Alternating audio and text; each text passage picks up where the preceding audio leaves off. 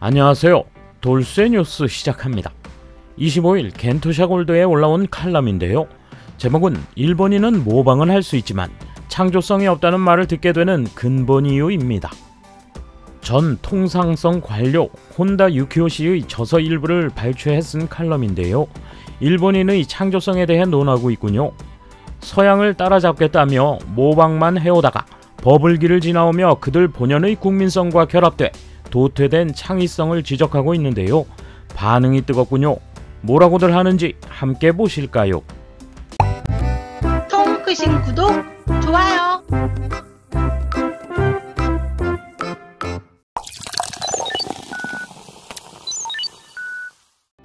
일본인에게 창의성이 없는 배경.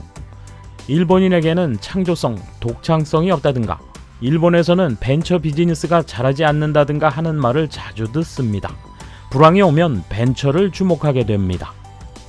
요즘은 신문에 벤처 비즈니스 기사가 실리지 않는 날이 없고 그때마다 이 일본인의 창조성 논의가 나옵니다.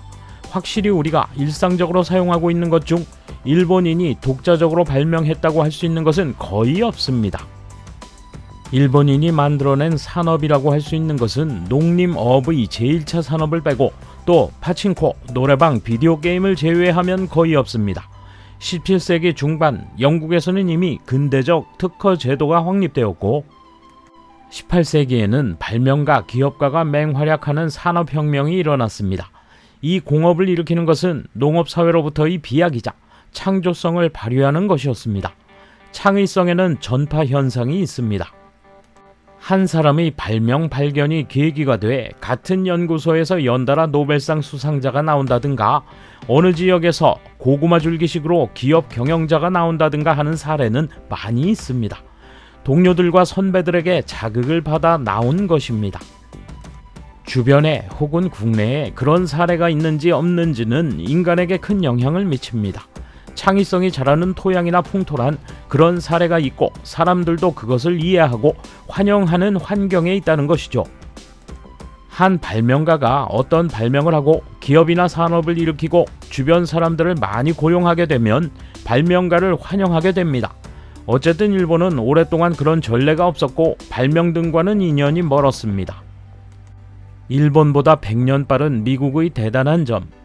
미국은 1787년 미합중국 헌법 제1장 제8절에 과학과 유익한 예술을 진흥하기 위해 저작권이나 발견, 발명에 관한 일정한 배타적 권리를 규정하고 이를 부여했습니다. 이에 따라 미국의 특허 제도가 마련된 것은 1790년이었습니다.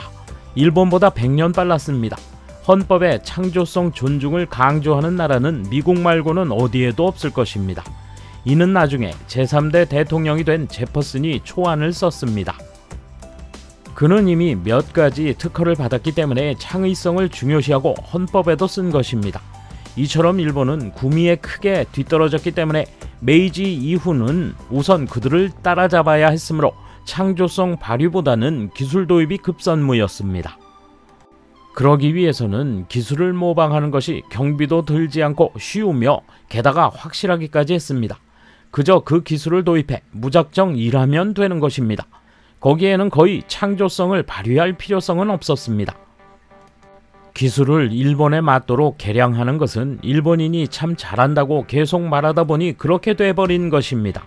이것이 결국 산업을 일으키려면 창조성을 발휘할 필요까지 없다는 풍조를 낳고 말았습니다.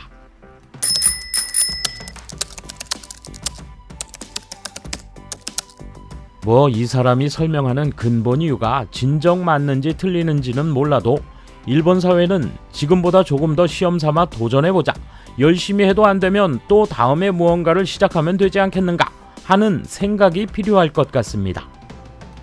지금은 안정에 너무 많은 비용을 지불하고 있는 것 아닌지요? 결과적으로 한번 발을 잘못 들이면 생활의 회복이 어려운 사회가 되고 있어요.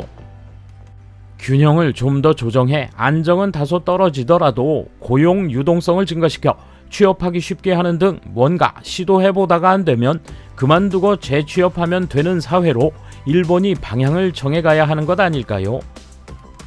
통신, 정보 처리 분야에서는 국내에서 최대인 NTT의 연구소에서 연구자로 11년간 근무했습니다. 그 사이 국제적으로도 높이 평가받는 상당한 이론적 연구 성과를 AI 분야에서 젊은 나이에 올렸습니다. MIT 연구소에서 프레젠테이션을 한 적도 여러 번 있습니다. 이처럼 세계의 연구 상황을 알 수 있는 나름의 연구 환경에서는 국제 레벨에서 창조성 높은 연구 성과를 올리는 것은 가능합니다. 그런데 그걸 하면 설 자리가 없어지더라고요. 견고한 연공서열 사회의 일본 기업에서는 비참한 일이 반드시 일어납니다. 저는 동료에게 폭행을 당했습니다. 해외 연수 경험을 시켜줄 테니 라며 상사로부터 인권 침해 압력을 받았습니다. 그 연구소에는 더 이상 계속 있을 수 없어서 퇴직했습니다. 부모님은 미국을 정치적으로 싫어하셔서 제가 해외로 이주하는 것을 크게 반대하셨습니다. 현재도 그것을 위해 준비하고 있지만 정신적으로나 육체적으로 병을 앓고 있어 어려움이 있습니다.